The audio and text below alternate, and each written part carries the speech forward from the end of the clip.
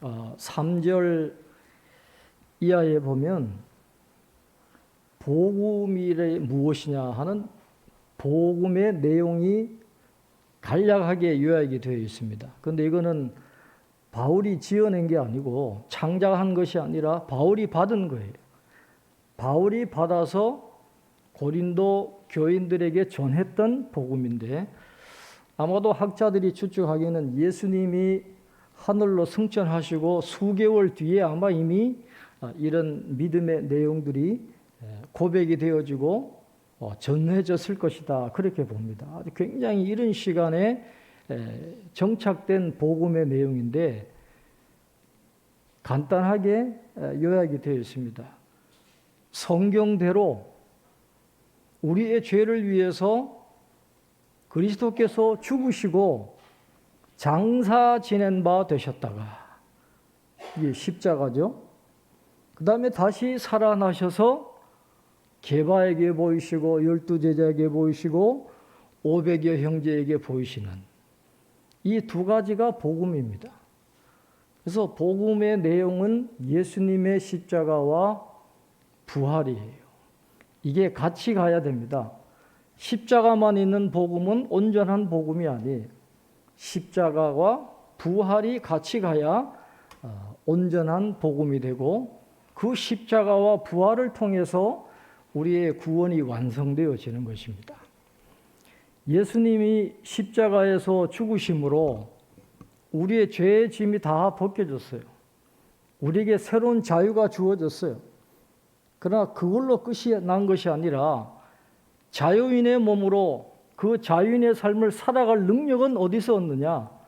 부활 생명의 능력에서 그걸 얻기 때문에 복음은 십자가와 부활이 같이 가야 되는 거예요. 그런데 고린도 교인들 중에 부활을 믿지 못하는 성도들이 있었다는 거예요. 아니, 이성적으로 생각해 보라는 거죠. 죽는 자가 다 썩어 없어졌는데 어떻게 살아납니까? 수십 세기 동안 그리스도인들이 던진 질문 중에 이런 질문들이 있어요. 만약에 예수 믿는 사람이 물에 빠져 죽었어요. 고기들이 그 시체를 다 뜯어먹고 7 바다로 다 흩어졌어요.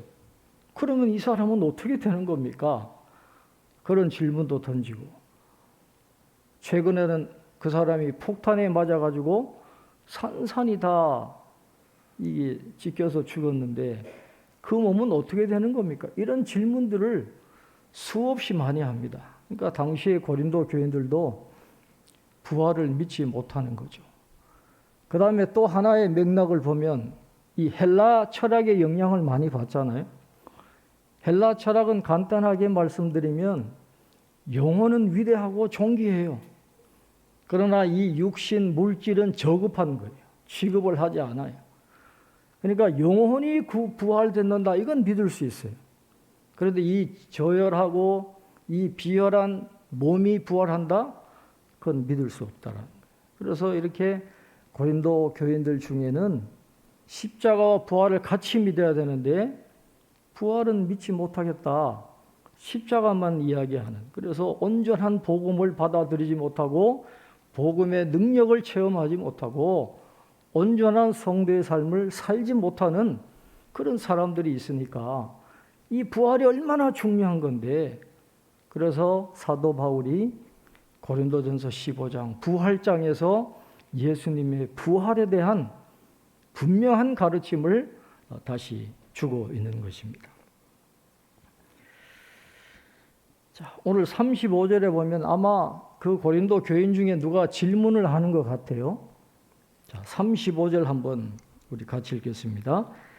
누가 묻기를 죽은 자들이 어떻게 다시 살아나며 어떠한 몸으로 오느냐 하리니. 묻는 겁니다. 죽은 자가 어떻게 살아납니까? 그 다음에 그러면 혹 그거는 인정한다 쳐요. 죽은 자가 다시 살아나면 그럼 어떤 몸으로 다시 살아나는 겁니까? 실제로 이제 그런 질문을 하는 교인이 있었던 것 같죠.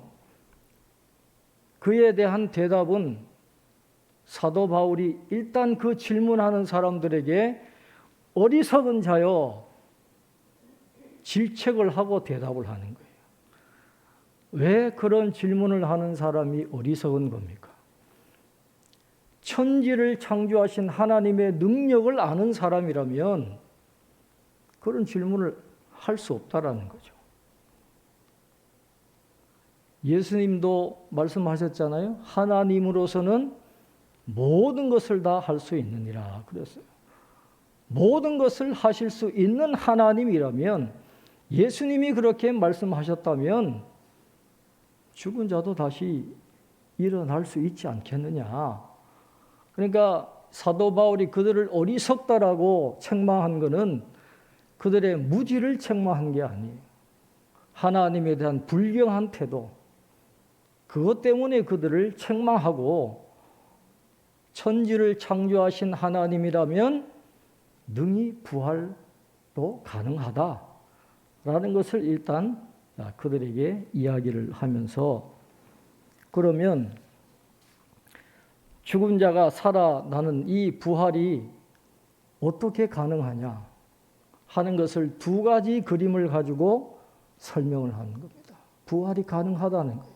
하나님의 능력으로 가능한데 그 두 가지 그림을 보여줍니다. 첫째는 씨앗의 그림을 보여줘요. 땅에 심는 것은 씨앗입니다. 오늘 성경을 보면 우리 36절부터 38절 우리 한번 같이 읽겠습니다. 36절 38절입니다.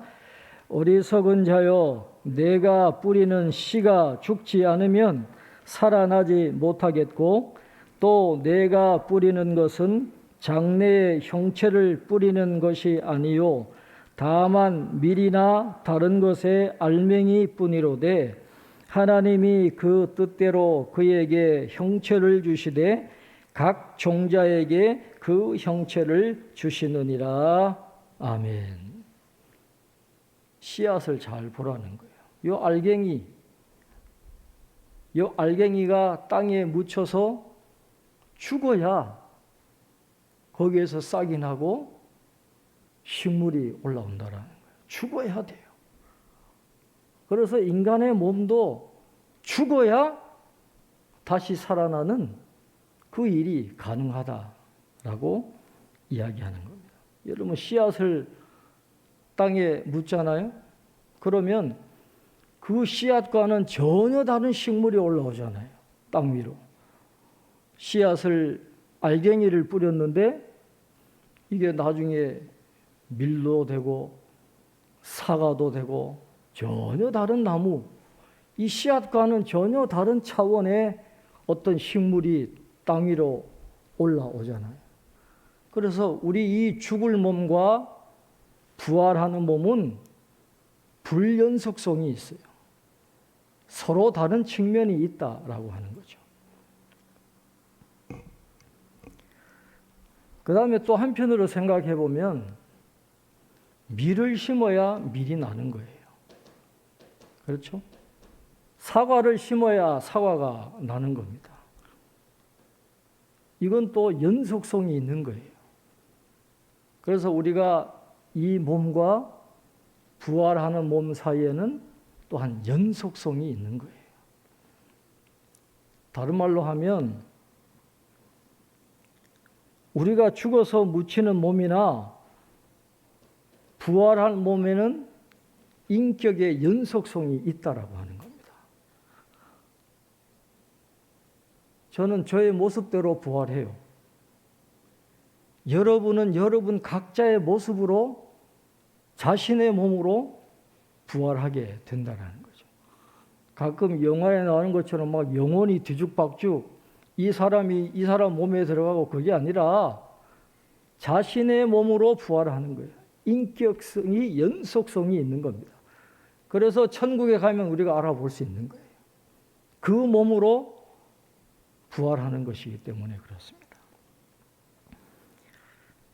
예수님도 다른 사람의 몸이 아니라 예수님의 몸을 입고 부활하신 거예요. 그 몸이에요. 예수님이 이 땅에 계셨을 때 입으셨던 그 몸 그대로 부활하신 거예요. 그러나 변화된 몸이죠. 연속성이 있지만 불연수성이 있는, 그것이 죽을 몸과 부활하는 몸의 차이점이다라고. 씨가 땅에 죽어서 새로운 차원의 생물이 되는 것처럼 부활도 가능하다 하는 것을 보여주고 있는 것이죠. 그 다음에 두 번째 그림은 다양한 육체에 대해서 이야기합니다. 자, 39절 우리 한번 같이 읽겠습니다. 39절입니다. 육체는 다 같은 육체가 아니니 하나는 사람의 육체요, 하나는 짐승의 육체요, 하나는 새의 육체요, 하나는 물고기의 육체라. 아멘. 여기서 사도 바울이 이야기하는 건 하나님은 피조물에게 한 종류의 몸밖에 줄 수 있는 분이 아니다라는. 하나님은 다양한 몸을 주실 수 있는 능력이 있어요. 사람에게는 사람의 육체를 주시고, 물고기에는 물고기에게 맞는 육체를 주시고, 동물에게는 동물에 맞는 각자의 다른 그런 육체를 주신 것처럼 다양성과 창조성을 갖고 계신 하나님은 이 죽을 몸을 부활할 몸으로 새롭게 만드시는 새로운 형체를 주실 수 있는 능력이 있으신 분이다. 그래서 부활을 의심하지 말라는 거예요. 하나님의 능력으로는 모든 것을 하실 수 있으니 죽은 자도 살아날 수 있다. 이것을 사도 바울이 이야기를 하고 있는 겁니다. 그러면 어떤 몸으로 부활하는 걸까요? 이 질문에 사도 바울이 대답하죠. 어떤 몸으로? 이 전체에 대한 비유를 하잖아요. 그 다음에 하늘의 전체의 영광이 다 다르다는 거예요. 해와 달의 영광이 다르잖아요.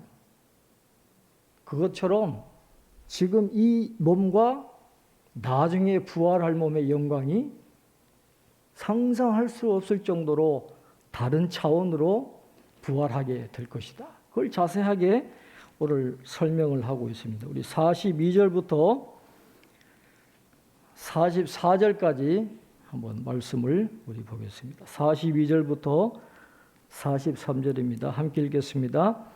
죽은 자의 부활도 그와 같으니 썩을 것으로 심고 썩지 아니할 것으로 다시 살아나며 욕된 것으로 심고 영광스러운 것으로 다시 살아나며 약한 것으로 심고 강한 것으로 다시 살아나며 육의 몸으로 심고 신령한 몸으로 다시 살아나나니 육의 몸이 있은즉 또 영의 몸도 있느니라. 아멘. 우리가 너무도 잘 아는 말씀입니다. 이 말씀이 주는 교훈이 명확하잖아요. 앞으로 올 부활에서는 우리가 지금 이 세상에서 경험하는 모든 한계와 좌절과 무력함이 다 끝날 거라는 거예요. 썩을 것, 욕된 것, 약한 것, 부활의 몸에서는 다 사라지고 새로운 차원의 영광된 몸으로 다시 살아나게 될 것이다. 그렇게 말씀을 합니다. 오늘 이 44절 말씀을 여러분 잘 살펴봐야 됩니다. 44절에 보면 육의 몸으로 심고 신령한 몸으로 다시 살아나게 될 것이다. 이렇게 말했어요. 여러분, 육의 몸은 뭡니까? 육의 몸은 다른 말로 번역을 하면 자연적인 몸 또는 혼적인 몸이다. 그렇게 번역할 수 있어요. 이 자연적이라고 하는 말, 이 사이키로스라고 하는 말은 사도 바울이 자주 하는 그런 용어잖아요. 자연적인 몸은 성령의 말에 귀 기울이지 않고 육적인 욕구에 지배되는 사람을 이야기합니다. 부활하기 이전에 우리 몸은 자연적인 몸이에요. 하나님 말씀에 순종하지 않고 자기 욕심대로 살아가는 그런 타락한 본성을 가진 그 몸이 부활하기 이전에 지금 몸이다 라고 그렇게 이야기를 하고 있습니다. 그래서 우리는 이 땅에 있는 동안에는 끊임없이 육체의 정욕에 유혹되고 넘어지고 어려움을 당할 수밖에 없는 거예요. 이 땅의 모든 인생은 어려움을 당할 수밖에 없어요. 고난당할 수밖에 없어요.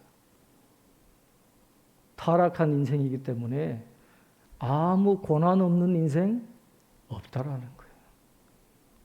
지금 몸이 그런 거예요. 자연적인 몸이에요. 또 지금 이 몸은 혼적인 몸이다 그렇게 이야기합니다. 여러분 다시 살아난 나사로 한번 생각해 보세요.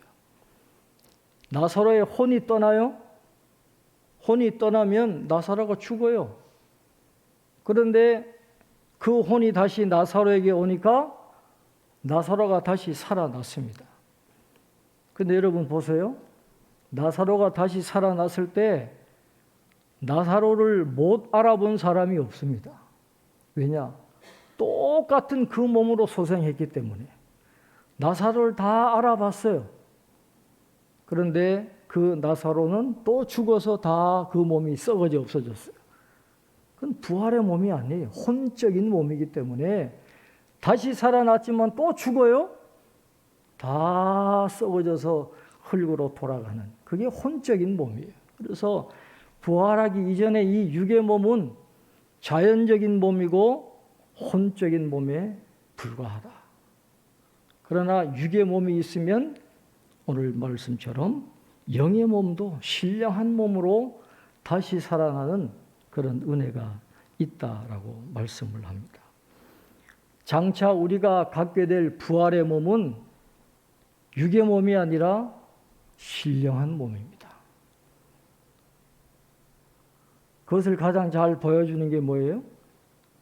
예수님의 부활하신 이후의 그 몸. 그게 우리가 부활해서 갖게 될 신령한 몸입니다. 여러분 예수님 부활하셨을 때 십자가에 못 박힌 상처가 그대로 있었어요. 가슴에 찔린 창자국이 그대로 있었습니다. 예수님의 부활하신 몸에. 그러나 인간의 몸 그대로 다시 살아나셨지만 그 몸은 변화된 몸이었어요. 문이 잠겨 있어도 막 통과할 수 있는,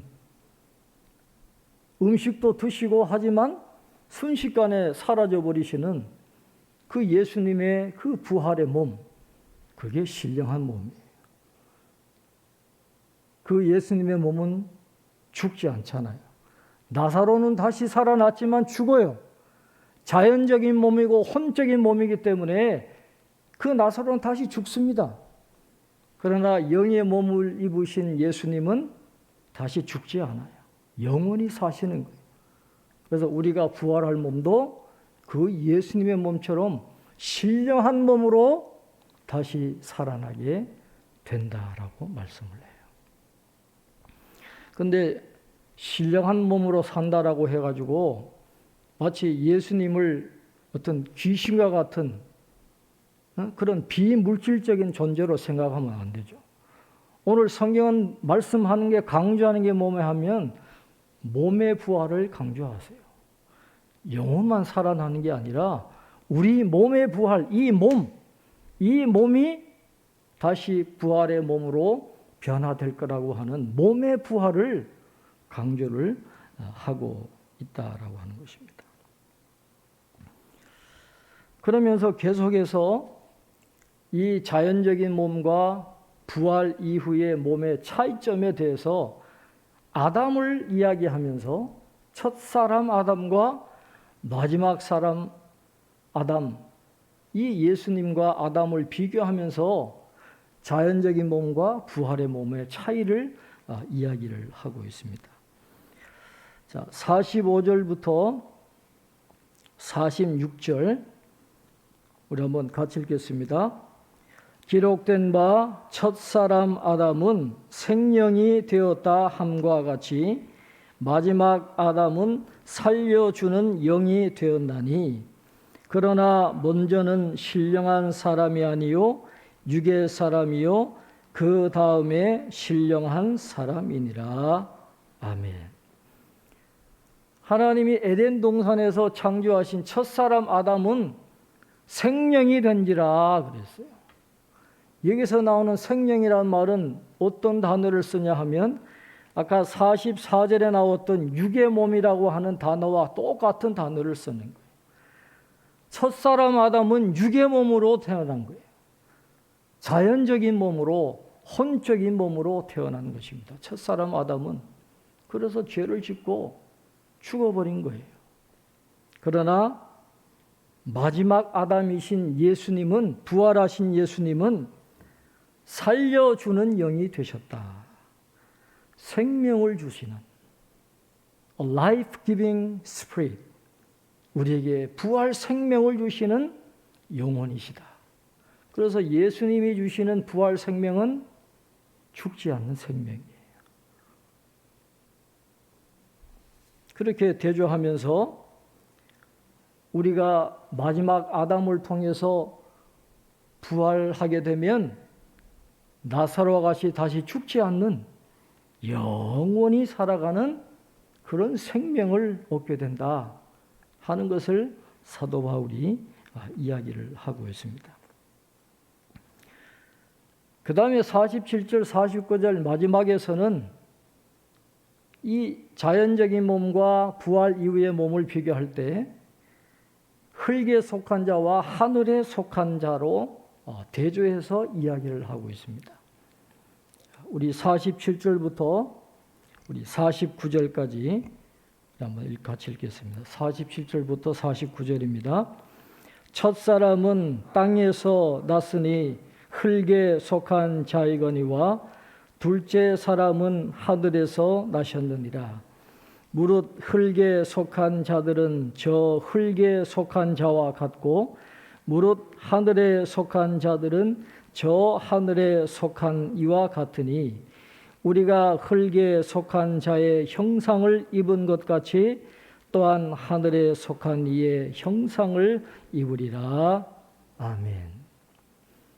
우리는 아담처럼 흙에 속한 자의 형상을 입어서 아담과 이 속성을 공유합니다. 다 우리도 죄를 짓고 죽어야 되고 땅에 묻혀서 흙에서 왔다가 흙으로 다 사라질 수밖에 없는 저와 여러분입니다. 그러나 예수님을 믿고 부활하게 되면 예수님과 같은 하늘에 속한 이의 형상을 우리가 입고 예수님의 부활하신 몸과 같이 그렇게 부활하게 된다라는 것을 우리에게 이야기하고 있습니다. 사도 바울은 왜 이렇게 하늘에 속한 이의 형상을 입는다라고 강조를 할 거예요? 사도 바울은 목회자입니다. 신학자입니다. 그리고 윤리학자였어요. 사도 바울이 관심을 갖는 것은 고린도 교회 성도들의 삶에 관심이 있어요. 그러면 부활의 소망을 갖고 있는 우리가 어떻게 살아가야 할 것인가? 하늘에 속한 이의 형상을 입을 수 있는 삶을 살아야 된다는 거예요. 너무 이 땅의 것만, 아까 장로님 기도하신 대로 이 땅의 것만 얻기 위해서 살아가지 말라는 거예요. 그게 끝이 아니다라는 거예요. 우리의 끝은 어디예요? 부활의 몸을 입고 천국에서 영원히 사는 게 우리의 끝이라는 거예요. 그러니까 그 끝을 바라보면서 하늘에 속한 이의 형상을 입을 수 있도록 거룩한 성도의 삶을 살아가라. 그것을 사도 바울이 이야기하기 위해서 예수님의 부활을 이야기하고 있는 거예요. 죽음이 끝이 아닙니다. 부활이 우리의 끝이에요. 미국의 세들백 처치 릭 워렌 목사님이 43년 동안 그 교회를 섬기셨는데 이제 은퇴하셨어요. 이제 후임에게 물려줬는데 마지막 설교 제목이 그겁니다. 끝을 염두에 두라. 끝을 염두에 두고 살라는 거예요. 어떤 프로젝트를 시작할 때 항상 끝을 염두에 두고 그 일을 진행하라. 그렇게 이야기해요. 성도의 삶도 마찬가지입니다. 끝을 염두에 두고 살아야 돼요. 죽음이 끝이 아니라 우리의 끝은 부활의 몸을 입고 천국에 같이 가는, 이것이 우리의 끝이 되어야 된다면 지금 우리의 삶이 변화가 되어야 되지 않겠습니까? 오늘 이 부활의 말씀이 우리에게 주는 교훈이 무엇입니까? 하나님은 이 피조세계, 이 창조세계, 이 우리 육신, 이걸 귀중히 보세요. 이 몸은 그냥 헬라인들이 생각했던 것처럼 잠시 쓰다 버리는 게 아니고 사라지는 게 아니라 하나님이 일일이 만드신 귀한 몸입니다. 그래서 하나님은 이 피조세계와 우리 몸을 굉장히 귀하게 여기신다라는 거예요. 그래서 우리가 이 몸을 귀중히 여기고 이 몸을 가지고 하나님의 영광을 위해서 살아갈 필요가 있다라는 것이죠.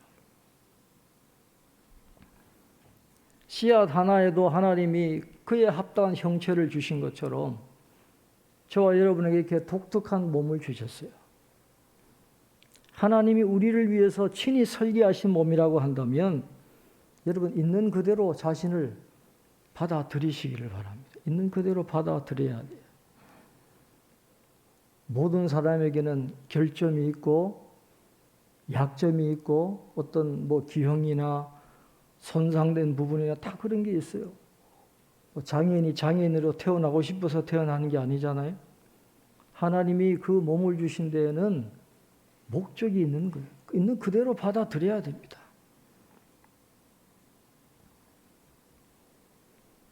그리고 하나님은 우리를 독특하게 설계하셨어요. 다른 사람들과 다르게 설계하셨습니다. 그러니까 비교할 필요가 없어요. 외모라든지 재능이라든지 성적이라든지 직업이라든지 여러분 비교할 필요가 없어요. 마음 편히 갖고 하나님이 독특하게 지으신 그 모습으로 자신의 삶의 자리에서 하나님의 영광을 위해서 살아가면 되는 거예요. 그리고 만약에 어떤 한계가 우리에게 있다, 그것도 하나님이 허락해 줘서 우리에게 그런 한계를 주신 겁니다. 부활하기 전까지 우리는 타락한 아담의 몸의 상태로 그대로 살아가야 되니까 죄를 지을 수밖에 없어요. 넘어질 수밖에 없고. 그러나 그런 몸 때문에 너무 죄책감에 빠지지 마시고 하나님 앞에 회개하고 또 다시 하나님 앞에 새로운 힘을 입어 나아가면 도움의 손길이 오고 있다라는 거예요. 부활의 은혜가 우리에게 오고 있어요.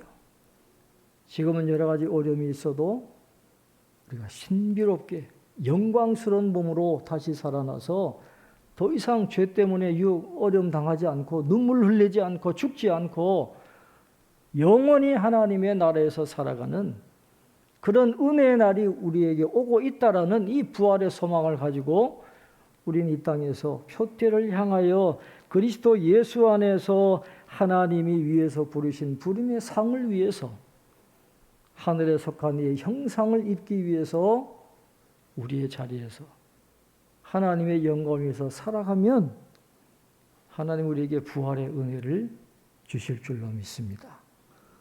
부활은 이미 주어졌습니다. 예수님이 부활하신 것처럼 우리도 부활하게 될 텐데 그 부활의 은총으로 우리 성도의 삶을 살아가는 저와 여러분 되시기를 바랍니다. 기도하겠습니다. 하나님 아버지, 오늘 고린도 교회에 전해준 이 복음, 십자가와 부활의 이 복음을 다시 한번 우리로 듣게 하시고 새롭게 부활의 소망을 간직하며 나아갈 수 있도록 인도하여 주신 것을 감사합니다. 이 썩을 몸, 연약한 몸, 욕된 몸, 우리가 이 땅에 있으면서 여러 가지 육체의 유혹에 넘어지고 상처 입고 고난받을 것이지만은 그러나 언젠가 우리가 부활의 몸을 입을 때에는 그 모든 죄의 속박에서 벗어나서 신비스러운 영광의 몸을 입고 영원한 하나님의 나라에서 참된 안식과 평강을 누리게 될 줄로 믿고 감사합니다. 그 부활의 소망을 가지고 표대를 향해서 그리스도 예수 안에서 하나님이 위에서 부르신 부름의 상을 위하여 열심히 달려나가는 저희들의 귀한 삶이 될 수 있도록 축복해 주시옵소서. 그러나 아직 우리는 연약한 육의 몸, 자연적인 몸, 혼적인 몸을 갖고 살아가고 있으니 여러 가지 부족한 것도 많고 힘든 것도 많고 어려운 것도 많고 필요한 것도 많이 있습니다.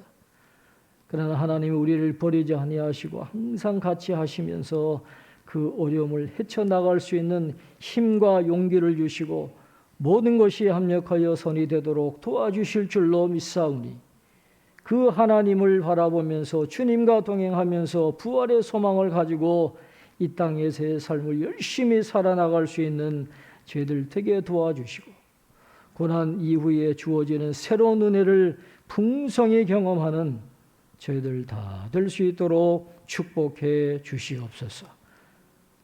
하나님께서 주시는 이 놀라운 은혜를 통해서 부활의 은총을 늘 감사하며 입으로 고백하며 살아가는 저희들 다 될 수 있도록 축복해 주시옵소서. 예수님의 이름으로 기도하옵나이다. 아멘.